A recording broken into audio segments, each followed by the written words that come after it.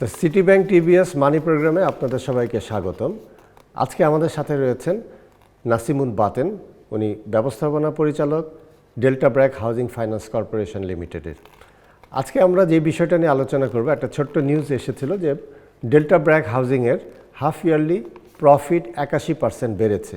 তো এই 81% প্রফিট কিভাবে বাড়লো? এখন কোভিডের সময় যাচ্ছে, যেখানে সকল ইন্ডাস্ট্রি যথেষ্ট পরিমাণ চ্যালেঞ্জের মুখে আছে, সবার প্রফিট কমে যাচ্ছে, সেখানে ডেল্টা ব্র্যাকের এই প্রফিট এত ভালো রেজাল্ট কিভাবে হলো সেটা নিয়ে আজকে আলোচনা। সেই সাথে আমরা বাংলাদেশের হাউজিং সেক্টর এখন কেমন করছে, এরাদের যেহেতু ডেল্টা ব্র্যাক হাউজিং ক্ষেত্রে লোন দিয়ে থাকে, তার মানে কি বাংলাদেশের হাউজিং সেক্টর খুব ভালো করছে কিনা, করলে কেন করছে, এই বিষয়গুলো নিয়ে আজকে আমাদের টিবিএস মানি প্রোগ্রাম শুরু করছি।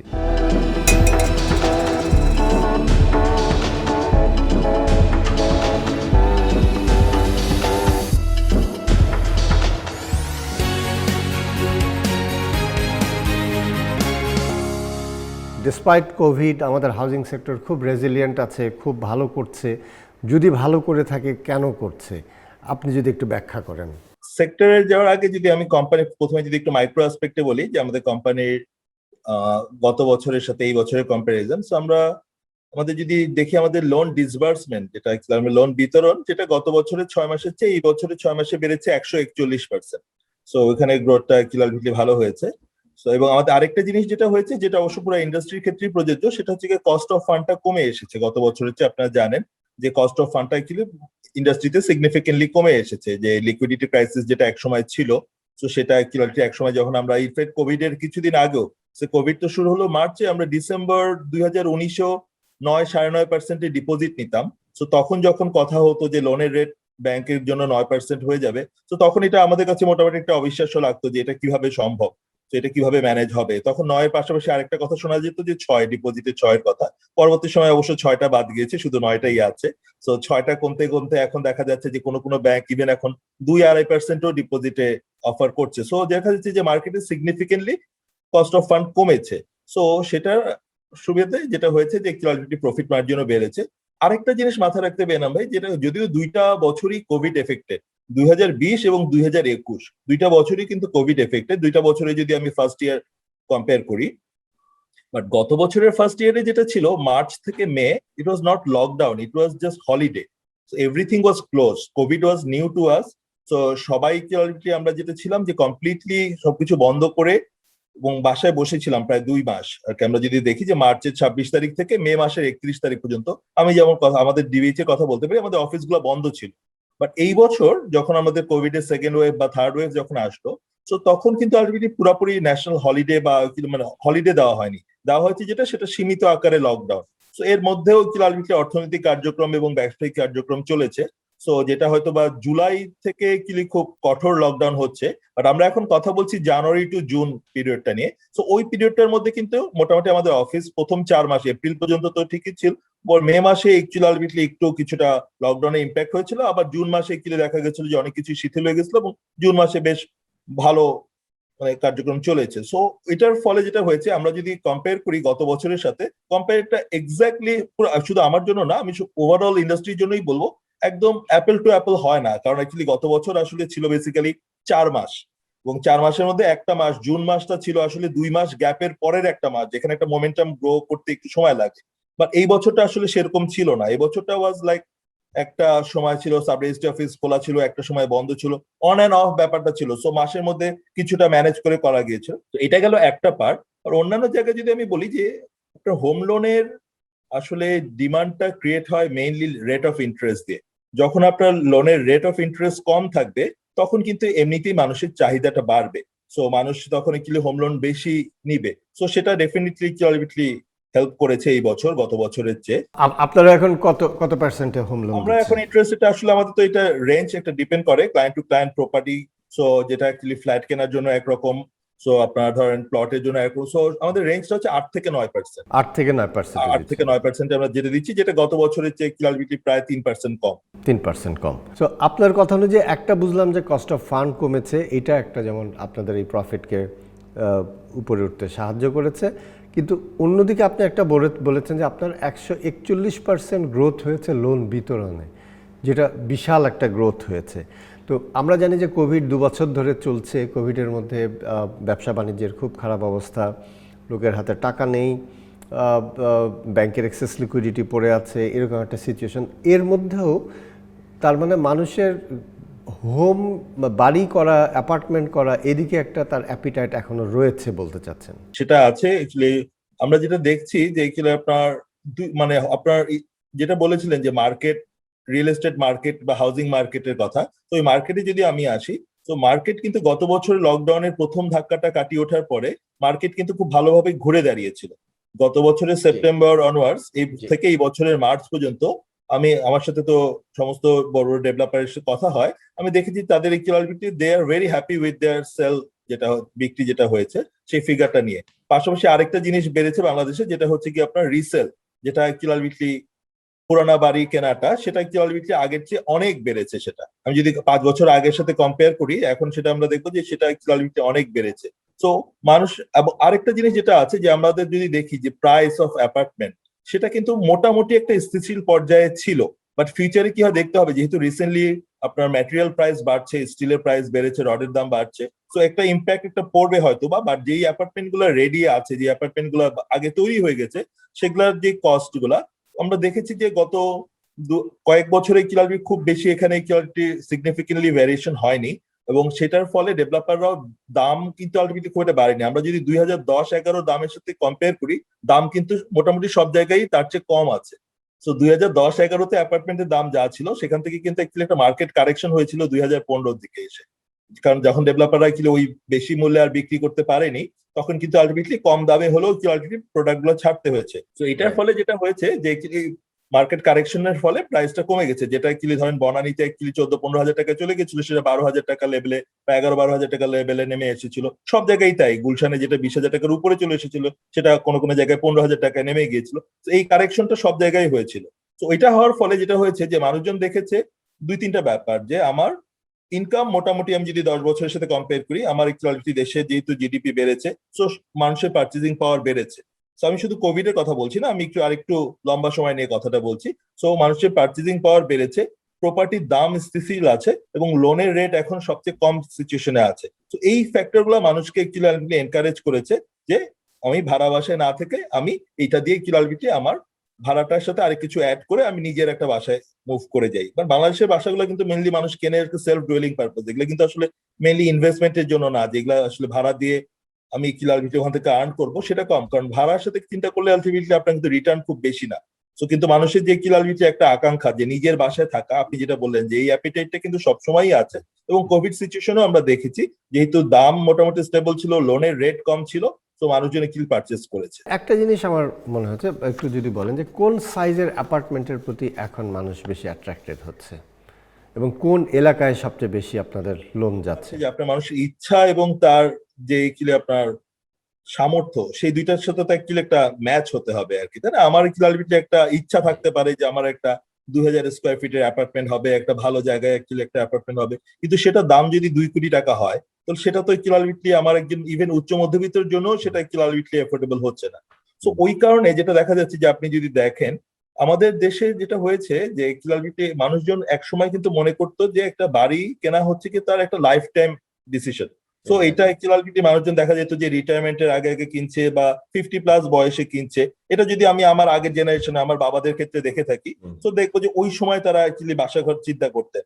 তো এইটা কিন্তু আলটিমেটলি কমে এসেছে, যে আমি আমার জীবনে যেমন প্রথম ফ্ল্যাটটা কিনেছি 28 বছর বয়সে। তো এখন যেটা হয়েছে, আমি যেটা বললাম যে এটা শুধু আমার ক্ষেত্রে না, এই জেনারেশন আমরা যেটা হয়েছে, যখন আমরা কিলালভিটে একটা কর্পোরেটে জব করেছি, আমাদের একটা ফ্যামিলি হয়েছে, দেন আমরা যেটা করেছি কিলালভিটে অনেক সময় হোক, অফিসের কাছে হোক বা যে কোনো কারণে হোক, বা অফিস থেকে স্টাফ লোন সুবিধা পাওয়ার জন্য হোক, বিভিন্ন কারণে আমরা কিলালভিটে অ্যাপার্টমেন্ট কিনেছি, মুভ করেছি। নিউক্লিয়ার ফ্যামিলি কনসেপ্টটা গড়ে উঠেছে বাংলাদেশে গত 15-20 বছর ধরে। তো ওই ট্রেন্ডটা কিন্তু সবসময় আছে, যে কিনা আপনার কিন্তু একটা জিনিস এখনো রয়ে গেছে, সেটা হচ্ছে কি আমাদের সেকেন্ডারি মার্কেটটা, যেটা বললাম যে খুব রিসেন্ট ডেভেলপমেন্ট, এই সেকেন্ডারি মার্কেটটা যদি আরো ডেভেলপমেন্ট হতো, তাহলে কিন্তু মানুষ আরো বেশি ফ্ল্যাট কিনতো এবং বিক্রি করতো। যে আমি আমার ফ্যামিলির সাইজের সাথে ডিপেন্ড করে আমি ফ্ল্যাট কিনবো। প্রথম দিকে আমি হাজবেন্ড ওয়াইফ, আমি 1 বেডরুমের ফ্ল্যাটে ওকে, আমি 600 স্কোয়ার ফিটের ফ্ল্যাটে থাকতে পারি, 1 বেডরুম হল, যেটা ইন্ডিয়াতে আমরা আপ স্কেলিং করতো মানুষ রাইট। তার এরপরে লাইভলিহুড। একচুয়ালি আমার ফ্যামিলি মেম্বার বাড়ছে, আমি একচুয়ালি হয়তো বা 2 বেডরুমে মুভ করলাম। সো এভাবে একচুয়ালি আমি 600 থেকে হয়তো বা 900, 1100 এভাবে আস্তে আস্তে আস্তে আস্তে আমি মুভ করলাম, বা আমার মানে স্ট্যাটাসের সাথে বা আমার ইয়ের সাথে, আমার সামর্থ্যের সাথে সঙ্গতি রেখে আমি হয়তো বা লোকেশন চেঞ্জ করলাম বা সাইজটা বড় করলাম। কিন্তু বাংলাদেশে এখনো আসলে অ্যাপার্টমেন্ট কেনার ক্ষেত্রে মানুষজন চিন্তা করে লং টার্ম, এবং সেই জন্য ডেভেলপারদের একটা কমন ফিডব্যাক হচ্ছে খুব ছোট স্কোয়ার ফিটের ফ্ল্যাটের ডিমান্ড অ্যাকচুয়ালি দেখা যায় না। বা বাংলাদেশে কিন্তু আসলে আপনি দেখবেন যে 600-700 স্কোয়ার ফিটের ফ্ল্যাট কিন্তু actually মানুষজন কেনার সময়, যখন একটা ফ্যামিলি হাজবেন্ড ওয়াইফ মিলে ডিসিশন নেয়, তারা কিন্তু চায় যে 3টা বেডরুম থাকবে, অ্যাটলিস্ট 2টা অ্যাটাচ বাথরুম থাকবে। এই জিনিসগুলো করতে করতে কিন্তু আর্কিটেক্টরা যতই আপনার ফ্লোরে যতই স্পেস ইউটিলাইজ করুক, তারপরে দেখা যায় যে সেটাকে 1200-1300 স্কোয়ার ফিটের নিচে আসলে নামানো খুব ডিফিকাল্ট হয়ে যায়। সো এখনো আসলে ডেভেলপাররা প্রেফার করে যে এই ধরনের সাইজ গুলাই। সো কিন্তু আসলে আমাদের যদি আমরা ট্রু সেন্সে যদি আমাদের মার্কেটটাকে বড় করতে চাই, আমরা যদি আসলে মিডল ইনকাম এবং ইভেন ইকুয়ালিটি আপনার মিডল ইনকামের একচুয়ালি নিচে লোয়ার এবং মিডলের মাঝখানে যদি আমরা ইকুয়ালিটি ওই গ্রুপটাকে চিন্তা করি, যে যাদের মাসে ইনকাম সে কথা কথা 40-50 হাজার টাকা, তো তাদের জন্য কিন্তু আলটিমেটলি আপনি কিন্তু এই 1300 স্কোয়ার ফিট যদি আপনি চিন্তা করেন, ঢাকায় সবচেয়ে কম করে হলো অ্যাপার্টমেন্টের দাম হবে 4,500 টাকা। সো আপনি যেগুলি ডেভেলপারের থেকে কেনেন, যেগুলো আপনার লিফট আছে বা, সো 4,500 সাথে আপনি যদি 1500 গুণ করেন, আপনি দেখবেন যে সব মিলায় একচুয়ালি আপনার, বা 1300 যদি আপনি গুণ করেন, পার্কিং থাকলেও বা না থাকলেও ইউটিলিটি রেজিস্ট্রেশন কস্ট সবকিছু মিলে আপনার 60 লাখ টাকার উপরে বাজেট করতে হবে। 4,500 টাকায় আপনি কোন এলাকায় পেতে পারেন? আমি তো দেখি না। মিরপুরের কিছু কিছু জায়গায় পাবেন হয়তো বা, যেখানে একচুয়ালি হয়তো বা আপনার সেটা মিরপুরের সেকশনের মধ্যে না, বা পকেটে পড়ছে, এরকম আপনি কিছু পাবেন আর কি। হ্যাঁ, কালশির সাইডে বা ইসিবি চত্বরে এই সাইডে যে কিছু ডেভেলপমেন্ট ওই ধরনের জায়গায় আপনি পাবেন। 5,000 টাকা বা 5,500 টাকায় গেলে আপনি হয়তো বা উত্তরাতেও একদম যে নতুন সেক্টর গুলো আছে সেদিকে একচুয়ালি পাবেন। হ্যাঁ, তো আপনি হয়তো পাবেন, কিন্তু আমার কথা হচ্ছে কি, এইটার জন্য বাজেট যেটা লাগছে আপনার 60-70 টাকা লাগে, আমি কিন্তু মিনিমাম কথা বলছি। বাট আপনি যদি এটা রিজনেবল আপনার উত্তরাতে একটা 1500 স্কোয়ার ফিটের অ্যাপার্টমেন্ট কিনতে চান, আপনাকে 1,00,00,000 টাকা প্রায় বাজেট করতে হবে। সো ওই কারণে আমি যেটা বলছি, সো আপনার এই জিনিসটাকে যদি আপনার আসল যারা অ্যাকচুয়ালি যাদের ইনকাম 50,000 এর ভিতরে, তাদেরকে ফ্ল্যাট দিতে হবে আপনার 20 লাখ টাকার ভিতরে। তো সেই 20 লাখ টাকার ফ্ল্যাট দিতে হলে আপনাকে সাইজ ছোট করতে হবে, আপনাকে লোকেশনে কম্প্রোমাইজ করতে হবে। সো এখন লোকেশনের ব্যাপারে আমি যেটা দেখছি, রিসেন্ট মার্কেট ট্রেন্ড যেটা দেখছি, যে মানুষজন অ্যাকচুয়ালি লোকেশনের ব্যাপারে তারা কিন্তু এখন কেরানীগঞ্জে, বসিলাতে, এইসব জায়গায় কিন্তু ইকুয়ালিটি তারা কনস্ট্রাকশন করছে, যদিও সেখানে খুব বেশি ডেভেলপারের কনস্ট্রাকশন হচ্ছে না, বাট ইন্ডিভিজুয়াল লেভেলে অনেক কনস্ট্রাকশন হচ্ছে, এবং সেখান থেকে কিন্তু মানুষ কিনছে, ইন্ডিভিজুয়ালের কাছ থেকে কিনছে। সো এই ডেভেলপমেন্ট গুলো আছে মানে হচ্ছে কি, মানুষ তার সামর্থ্যের সাথে কিলালিটি মিলিয়ে যে দেখছে যে আমি ঢাকা শহরের ঠিক প্রাণ কেন্দ্রে হয়তো থাকতে পারবো না, কিন্তু আমি এখন যেহেতু আমার হানি ফ্লাইওভারটা হয়ে গেছে, আমার যেহেতু কেরানীগঞ্জ থেকে ঢাকায় আসাটা খুব বেশি ডিফিকাল্ট না, বা কিলালিটি বসিলা থেকে কিলালিটি আমার রোড টোড গুলো ডেভেলপ হয়ে গেছে। তো এই জায়গাগুলো আমি যেটা মনে করি যে আমাদের যারা অথরিটি আছে তাদেরকে আরেকটু সচেতন হওয়া দরকার, কারণ অনেক জায়গায় এই ধরনের জায়গা যেটা হচ্ছে রাজুক প্ল্যান দিচ্ছে না, তো অবৈধভাবে কনস্ট্রাকশন গুলা গড়ে উঠছে। এবং এটা যে কেউ থামাচ্ছে তাও না, আপনি যদি এখন সে মাওয়া ঘাটের দিকে যান, আপনি দেখবেন যে কেরানীগঞ্জে কি পরিমাণ একচুয়ালিটি বাড়ি হয়েছে। সো আপনি যদি বেরিবাঁধের দিকে যান, আপনি দেখবেন যে একচুয়ালিটি বসিলাতে কি পরিমাণ কনস্ট্রাকশন হচ্ছে। কিন্তু আপনি যখন দেখবেন যে আপনি কেনার জন্য আপনি যখন যাবেন, দেখবেন যে বেশিরভাগ ওখানে প্ল্যান নাই, রাজুক প্ল্যান দিচ্ছে না বা মানুষজন প্ল্যান নিচ্ছে না। তো আমার কথা হচ্ছে কি, আমাদের আসলে একটু এই জায়গাগুলোকে একচুয়ালিটি আমাদের দেখাও দরকার, কোন জায়গায় বাড়ি করা যাবে, কোনটা ড্যাপের মধ্যে না, যেটা বাড়ি করলে আপনার এটা ওয়াটার বডি এফেক্টেড হবে না, সেসব জায়গায় সীমিত প্ল্যান দেওয়া যেতে পারে। আদারওয়াইজ কনস্ট্রাকশন হচ্ছে কিন্তু কেউ কিছু বলছেও না, আবার প্ল্যানও দিচ্ছে না, তাহলে তো আনপ্ল্যান্ড একটা কনস্ট্রাকশন, আনপ্ল্যান্ড একটা সিটি গড়ে উঠবে। রাইট। আপনি ভবিষ্যৎ কিভাবে দেখেন? সামনে পূর্বাচল একটা বিরাট এলাকা ডেভেলপ হতে যাচ্ছে, এখানে হিউজ ডেভেলপমেন্ট হবে, বাড়ি তৈরি হবে, এবং সেখানে আপনাদের ফাইন্যান্সিয়াল ইনস্টিটিউশনগুলোর একটা বিরাট রোল থাকবে, ইন্টারমিডিয়েরিদের। আপনি এখানে দেখছেন কিনা যে বিশাল আপনাদের একটা বুম সামনে ওয়েট করছে? আমি তো রিয়েল এস্টেট সেক্টর, যেহেতু আমরা অ্যাকচুয়ালি একমাত্র ফাইন্যান্সিয়াল ইনস্টিটিউশন যারা শুধুমাত্র রিয়েল এস্টেট নিয়ে আছে। তো আপনি দেখবেন বাংলাদেশের আর কোনো আর্থিক প্রতিষ্ঠান, মানে হাউস বিল্ডিং ফাইন্যান্স গভর্নমেন্টের ছাড়া আর কোনো আর্থিক প্রতিষ্ঠান নাই যারা শুধুমাত্র একটা প্রোডাক্ট নিয়ে ডিল করছে। তো সবাই মাল্টি প্রোডাক্ট, এসএমই আছে, কার লোন আছে, বাট আমরা কিন্তু ডেল্টা ব্র্যাক হাউজিং ফাইন্যান্স আমাদের নামের মধ্যেই যেটা আছে, আমরা শুধুমাত্র হাউজিং ফাইন্যান্স নিয়ে ডিল করছি। তো আমরা এখনো অ্যাকচুয়ালি কমফোর্টেবল যে আমরা যেই মার্কেটটা এখন পর্যন্ত অপারেট করেছি, সো এটা আমার কাছে মনে হয় যে টিপ অন দ্য আইসবার্গ। এখনো ইকুয়ালিটি বাংলাদেশে প্রচুর ইকুয়ালিটি আমাদের অপরচুনিটি আছে হাউজিং লোন নিয়ে কাজ করার। এবং আপনি যেটা বললেন যে পূর্বাচল, সেটা ডেফিনেটলি একটা বড় একটা ঢাকা শহরের সাপ্লাই যেটা আর কি আপনার ল্যান্ড সাপ্লাইয়ের ক্ষেত্রে একটা বড় একটা ভূমিকা রাখবে।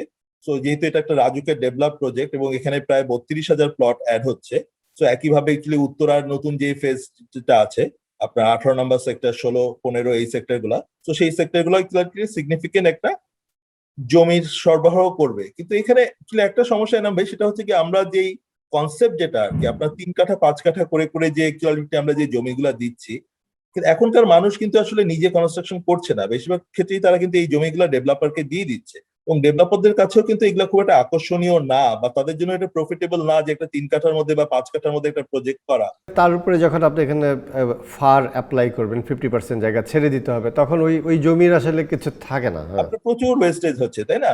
সো আপনি যদি এখানে actually যেটা হতো যে এখানে যদি আপনি হ্যাঁ কিছু ইন্ডিভিজুয়ালকে জায়গা দিতেন, বাট পাশাপাশি যদি আপনি actually এই বড় বড় আপনার ওপেন বিডিং এর মাধ্যমে আপনি যদি বড় বড় ডেভেলপাররা যদি এখানে বড় বড় চাঙ্কে জমি করতো, টাউনশিপ টাইপ প্রজেক্ট করতো, তাহলে কিন্তু এখানে actually আপনার ঢাকা শহরে কিন্তু টাউনশিপ প্রজেক্ট খুব কম। একটা আমরা দেখেছি জাপান গার্ডেন সিটি, আর একটা ধরেন রাকিন, তো এরকম হাতে গোনা actually 2-3টা।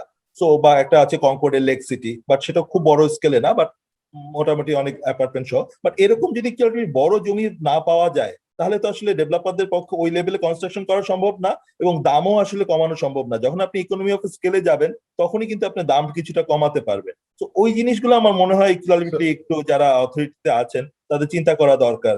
কারণ এটা যেটা হবে যে এই 3 কাঠা 5 কাঠা যারা হবে, we are just creating middle man. আমরা আসলে রাজুক থেকে পাচ্ছি একটু সাবসিডাইজ দামে, আমরা ডেভেলপারকে দিয়ে সেখান থেকে প্রফিট তুলে নিচ্ছি। অথবা ডেভেলপাররা যদি লাকি হন 3-4 জনকে মিলে একসাথে করে হয়তো বা একটা 15 কাঠা বা 20 কাঠার যদি করতে পারেন, বাট এটাও খুব ডিফিকাল্ট। ভাই ভাই যেখানে অনেক সময় মিলে না, সেখানে 4 জন আলাদা ফ্যামিলির ল্যান্ড ওনার মিলে একই ডেভেলপারের সাথে একই টার্মস এন্ড কন্ডিশনে দিবেন, এগুলো আসলে ডেভেলপারদের জন্য খুব ডিফিকাল্ট করা। রাইট। অর্থাৎ আমাদের যে ভূমি বিতরণ নীতি যেটা আছে, সেখানে একটা আমূল পরিবর্তন করা উচিত, যে ইন্ডিভিজুয়ালকে এইভাবে জমি দিয়ে দেওয়া, রাতারাতি একটা লোক কোনো টাকাই যাচ্ছিল না, সামান্য হয়তো 5 লাখ টাকা দিয়ে সে জমিটা নিয়ে পরদিনই সে 5 কোটি টাকার সম্পত্তি হয়ে যায়। এটা সমাজেও এক ধরনের ইনইকুয়ালিটি তৈরি করছে, যে আমি জাস্ট আরেকজনের রিসোর্স নিয়ে আমি বড় লোক হয়ে যাচ্ছি এইভাবে। তার চাইতে বরং যদি ভূমি নীতিটা এমন হয় যে আমরা জমি দেব ডেভেলপারকে, এবং ডেভেলপারের সাথে চুক্তি থাকবে, সরকার দেবে ডেভেলপারকে, ডেভেলপার সেটা স্বল্প মূল্যে জনগণকে দেবে, সাবসিডাইজ মূল্যে যেহেতু সে জমি পাচ্ছে। এইটা হলে দেশের এই হাউজিং ডেভেলপমেন্টটা আরও মানে প্রপারলি হতো, এটাই বলতে চাচ্ছেন? যে আমি আপনাকে আরেকটা জিনিস একটু শেয়ার করি। আমি 2003 সালে বোম্বেতে একটা দেখেছিলাম একটা প্রজেক্ট, যেখানে ল্যান্ডটা ছিল পুরোপুরি গভর্নমেন্টের। সো এখানে দেওয়া হয়েছিল প্রাইভেট ডেভেলপারকে 3টা সেগমেন্ট করে দেওয়া হয়েছিল, LIG, MIG and upper income group. ঠিক আছে, so lower income group, middle income group, upper income group. So সেখানে একচুয়ালিটি বলা ছিল যে একচুয়ালিটি আপনার লোয়ার ইনকাম গ্রুপের জন্য একচুয়ালিটি এই প্রাইসে দিতে হবে, ওটা মার্কেটের চেয়ে কম দামে, যেহেতু জমিটা গভর্নমেন্ট দিচ্ছে। মিডল ইনকাম গ্রুপের জন্য নামমাত্র একচুয়ালি প্রফিট, এবং আপার ইনকাম গ্রুপের জন্য দেয়ার ওয়াজ নো রেস্ট্রিকশন, যে তুমি যে দামে বিক্রি করতে পারো। তো এইভাবে একচুয়ালি একটা স্ট্রাকচার করে, এবং ডেভেলপারও was very happy, because actually overall তার জন্য এই প্রজেক্টটা একচুয়ালি তার জন্য অনেক লাভবান হয়েছে, কারণ সে মিডল ইনকাম গ্রুপটা ছিল মেন, লোয়ার ইনকাম গ্রুপ যেখানে ছিল সেখানে সে একটা সাবসিডি দিয়েছে, কিন্তু সে জমিটা যেটা পেয়েছে, কারণ আসলে তো জমিতেই প্রায় 70% কস্ট চলে যায় ডেভেলপারদের। তো সেই জমিটা যখন সে গভর্নমেন্ট থেকে পাচ্ছে, তার জন্য তো আসলে সাবসিডি দেওয়াটা খুব ডিফিকাল্ট না। বাট বাংলাদেশে আসলে আমরা এই ধরনের কোনো কিছু, সেটা আমি বলছি 2003-এর কথা, আজকে থেকে 18 বছর আগের কথা। বাট বাংলাদেশে আসলে এই ধরনের কোনো কিছু দেখি না, বরং আমরা যেটা দেখলাম যে রাজুক উত্তরাতে নিজেরাই তৈরি করে ফেললো 8,000 প্লাস আরো 6,000 14,000 অ্যাপার্টমেন্ট, এবং অনেকগুলাই সেগুলা অবিকৃত থেকে গেল। রাজুকের প্লট দেখা যায় যে ওভার সাবস্ক্রাইব হয়। যদি রাজুক প্লট বিক্রি করে 30টা, অ্যাপ্লাই করে মানে 30,000, আপনার অ্যাপ্লিকেশন পড়ে 1 লাখের উপরে। আর এখানে রাজুক 14,000 ফ্ল্যাট বিক্রি করবে, তারা কয়েকবার আবেদনপত্র ছেড়েও কিন্তু আলটিমেটলি ফ্ল্যাট গুলো এখনো পুরোপুরি বিক্রি করতে পারেনি। এখন ব্যাপারটা আছে যে আপনি কি অথরিটি হয়ে কি আপনি আসলে কম্পিট করবেন, তাহলে তো আসলে রেগুলেটরি যদি কম্পিটিটর হয়ে যায়, তাহলে এটা ডিফিকাল্ট হয়ে যাবে। তার কাজ তো আসলে অ্যাপার্টমেন্ট তৈরি করা না, ব্যবসা করা না, অ্যাপার্টমেন্ট তৈরি করে। ট্রু। তা আপনাদের যে 81% প্রফিটটা হলো, একদিক থেকে আপনি বলছেন কস্ট কমেছে, কস্ট অফ ফান্ড কমেছে, আরেকদিকে আপনি বললেন যে আপনাদের লোন ডিসবার্সমেন্ট বেড়েছে। এটাই কি দ্য হোল স্টোরি? এর পাশাপাশি আর যেসব ইকোলজি ব্যাপারটা আছে, আপনি যদি দেখবেন যে আমাদের ডেল্টা ব্র্যাক হাউজিং এর একটা মূল, আমরা যদি গত 25 বছর ধরে আমরা ব্যবসা করছি, আমাদের কখনোই গত 25 বছরে কখনোই আমাদের নন পারফর্মিং লোন এটা 0.5% ক্রস করেনি, 0.5% ক্রস করেনি। সো এবং আমাদের টোটাল এখন পর্যন্ত, আপনি বলেন যে রাইট অফ সম্বন্ধে আপনি নিশ্চয়ই অবগত আছেন যে আপনার ব্যাংক, আমরা এখন পর্যন্ত গত 25 বছরে টোটাল রাইট অফ করেছি 97 লাখ টাকা। আচ্ছা, ঠিক আছে, আমরা যে টোটাল 13,000 কোটি টাকা লোন দিয়েছি হাউজিং এ প্রায়, সো সেই 13,000 কোটি টাকার মধ্যে আমরা রাইট অফ করেছি এখনো 1 কোটি টাকা হয়নি এখনো গত 25 বছর। আচ্ছা। সো এটা অ্যাকচুয়ালি আমাদের যেহেতু আমাদের নন পারফর্মিং লোনটাকে আমরা কম রাখতে পারি, তো সেই কারণে আমাদের প্রভিশনটা কম করতে হয়, তো সেটার একটা প্রফিট অ্যাকচুয়ালি ইমপ্লিকেশন আসে। এবং আমরা আরেকটা যেটা আছে আমাদের কস্ট, আমরা যেটা দেখি যে অপারেশনাল কস্ট, এই অপারেশনাল কস্টটা আমরা অ্যাকচুয়ালি কমায় মার্কেটে, আপনি যদি ইন্ডাস্ট্রির সাথে কম্পেয়ার করি, আমরা অপারেশনাল কস্টটা আমরা কম রাখতে পারি। সো এইটা আমাদেরকে হেল্প করে। সো যেটা আমরা আর্ন যেটা করছি আমাদের অপারেটিং ইনকাম থেকে, আমাদের অপারেটিং এক্সপেন্সটা যেহেতু কম, সো সেই কারণে আমাদের অপারেটিং প্রফিটটা তুলনামূলক বেশি থাকে। এবং কমের আমি যদি একটা উদাহরণ দিই, এটা আমাদের কখনো 25% ক্রস করে না। আমাদের ইনকামের সাথে যদি আমরা দেখি যে কস্ট টু ইনকাম রেশিও, যেটাকে আমরা সবসময় ক্যালকুলেট করি, which is very important aspect for us, but otherwise আমাদেরকে কম্পিট করতে হয় ব্যাংকের সাথে। ব্যাংকের সবচেয়ে বড় অ্যাডভান্টেজ যেটা আছে, তাদের একটা কস্ট অফ ফান্ডের একটা অ্যাডভান্টেজ আছে। যেহেতু ব্যাংক আসলে কস্ট অফ ফান্ড হচ্ছে কি আপনার তাদের current account, savings account, FDR সবকিছু মিলে তাদের কস্ট অফ ফান্ড। বাট আমরা যারা নন ব্যাংক ফাইন্যান্সিয়াল ইনস্টিটিউশন, আমরা তো আসলে কোনো কারেন্ট অ্যাকাউন্ট রাখতে পারছি না, সো কোনো সেভিংস অ্যাকাউন্ট নাই, সো আমাদের সব ফান্ডই আইদার ব্যাংক লোন অথবা এফডিআর। সো ডিবিএইচ আমরা যেটা করছি, আমাদের অ্যাকচুয়ালি 90% ফান্ডই আসছে এফডিআর এর থ্রুতে। সো সেই এফডিআর এর একটা কস্ট অফ ফান্ড সবসময় ব্যাংকের চেয়ে বেশি। সো আমাদেরকে কম্পিট করতে হলে আমাদেরকে অবশ্যই অপারেশনাল কস্টটাকে কম রাখতে হবে। সো সেই অপারেশনাল কস্টটা, যেটা আর কি ইন্ডাস্ট্রিতে আমরা যদি দেখি ব্যাংকের এবং আর্থিক প্রতিষ্ঠানের ক্ষেত্রে, এভারেজটা হচ্ছে কি আপনার 50 থেকে 70% পর্যন্ত হয়। আমরা যদি দেখি operational cost to operation income, আপনি যদি বিভিন্ন ব্যাংকের অ্যানুয়াল রিপোর্টটা দেখেন, তাহলে দেখবেন যে 50 থেকে 70% হচ্ছে। এবং কিছু এক্সেপশন আছে, কোনো কোনো বছর যদি কারো উইন্ডফল প্রফিট হয়, লাইক ট্রেজারি বন্ড থেকে অথবা শেয়ার মার্কেট থেকে যদি উইনফল প্রফিট হয়, তাহলে হয়তো বা ওখানে ওই পার্টিকুলার কোয়ার্টারে বা ওই হাফে হয়তো বা কম হয়। বাট আমি এভারেজে বলছি নর্মালি, বাট আমাদের কখনই এটা 25% ক্রস করছে না। সো এটা আমাদেরকে একটু ডেফিনেটলি হেল্প করে। এবং এটা আমাদের পারার কারণটা হচ্ছে দুইটা কারণ। একটা, যেহেতু আমাদের সিঙ্গেল প্রোডাক্ট, সো সিঙ্গেল প্রোডাক্টের ফলে আমাদেরকে যে ক্যাপাসিটিটা, যেটা আমাদের এই ক্যাপাসিটিটাকে আমরা ইউজ করতে পারছি ফর মাল্টিপল লোকেশন। আমরা যেটা করছি যে এই, সো আমাদের যেহেতু পুরো প্রসেসিংটাই অটোমেটেড, ওইটা শুধু কোভিড এর সময় থেকে না, সো আমাদের পুরো প্রসেসটা, যদি আমাদের একটা চিটাগাং এর লোন যেটা অ্যাপ্রুভ হয়, সেটার জন্য আসলে কোনো ফাইল এখানে কেউ আসে না। যদি অ্যাপ্রুভ হয়, যদি বড় অ্যামাউন্ট লোনও হয়, যদি আমাকেও অ্যাপ্রুভ করতে হয়, বা আমার যদি যে কোনো যাই অ্যাপ্রুভ করে, সে এটা অ্যাকচুয়ালি জাস্ট স্ক্যান ডকুমেন্টের উপর বেস করে কম্পিউটারেই অ্যাপ্রুভ করছে। সো আমাদের ফুললি যেহেতু সবকিছু অটোমেটেড, সো সেই কারণে যেটা দেখা যাচ্ছে যে আমাদের প্রোডাক্টিভিটি এবং সেই এমপ্লয় নাম্বার, আমি যেটা বললাম যে আমাদের এমপ্লয় নাম্বার সেলস ফোর্স সহ টোটাল 300। সো এই কারণে আমাদের পক্ষে অপারেশনাল কস্টটা কম রাখা সম্ভব হয়। এবং এই দুইটা জিনিস আমাদেরকে হেল্প করে। একটা হচ্ছে কি আপনার প্রভিশন কম করতে হচ্ছে, তারপর আমরা যেটা করি একটা হচ্ছে কি আমাদের প্রভিশন যেটা রিকোয়ারমেন্ট, হাউজিং লোনের ক্ষেত্রে আপনার কিন্তু প্রভিশন রিকোয়ারমেন্টটা কিন্তু অনেক শিথিল। বাংলাদেশ ব্যাংকের যে ক্রাইটেরিয়াটা আছে, আপনি অবাক হবেন যে 36 মাসের ডিফল্ট হলে গিয়ে আপনার যাকে আমরা ব্যাড লোন বলতে পারি হাউজিং লোনের ক্ষেত্রে। মানে 3 বছর যদি কেউ ডিফল্ট হয়, তাহলে তাকে ব্যাড লোন বলা যায়, এবং তখন 100% প্রভিশনটা করতে হয়। কিন্তু আমাদের ডিবিএইচ আমরা যে স্ট্যান্ডার্ডটা ফলো করি, যেটা হচ্ছে কি ইন্টারন্যাশনাল স্ট্যান্ডার্ড, যেটা আমরা ফলো করি, সেটা হচ্ছে কোনো লোন যদি 6 মাস ডিফল্ট হয়ে যায়, সাথে সাথে আমরা সেটাকে আমাদের প্রফিট থেকে 100% প্রভিশন করে ফেলি। এই যে আপনার এই বছরে যে 81% গ্রোথ বলেন, বা বিভিন্ন আর্থিক প্রতিষ্ঠানের যে বিভিন্ন গ্রোথটা আছে, এখানের মধ্যে কিন্তু আলটিমেটলি আপনার সেন্ট্রাল ব্যাংকের একটা শিথিল প্রভিশন পলিসি কিন্তু আলটিমেটলি অনেকের ক্ষেত্রে অ্যাপ্লিকেবল। যেহেতু আলটিমেটলি সিআইবি তে রিপোর্ট করতে হচ্ছে না, ডিফল্টারকে ডিফল্টার বলা যাচ্ছে না কোভিড এর কারণে, সো প্রভিশনও করতে হচ্ছে না, সো আলটিমেটলি প্রফিট অনেকের বাড়ছে। কিন্তু আমরা কিন্তু আমরা প্রভিশনটা চালিয়ে যাচ্ছি। আমরা যখনই কোনো লোনই ইভেন 6 মাস, আমাদের ক্ষেত্রে যদিও স্কোপ আছে যে 36 মাস পর্যন্ত ওয়েট করা, বাট আমরা গত 25 বছর ধরে একই স্ট্যান্ডার্ড ফলো করছি, যেটা হচ্ছে কোনো লোনই যদি 6 মাস ডিফল্টে চলে আসে, আমরা সাথে আমাদের প্রফিট থেকে সেটাকে সাথে সাথে 100% প্রভিশনিং করে ফেলছি। আজকে টিবিএস মানি প্রোগ্রাম এখানেই শেষ হচ্ছে। আপনারা অনেক কিছু জানলেন হাউজিং সেক্টর নিয়ে, এবং ডিবিএইচ কিভাবে এত প্রফিট করছে সেই বিষয়টাও জানলেন। আমরা আশা করি ভবিষ্যতে আবারও আপনাদের সাথে দেখা হবে আরও কোনো ইন্টারেস্টিং বিষয় নিয়ে। ধন্যবাদ।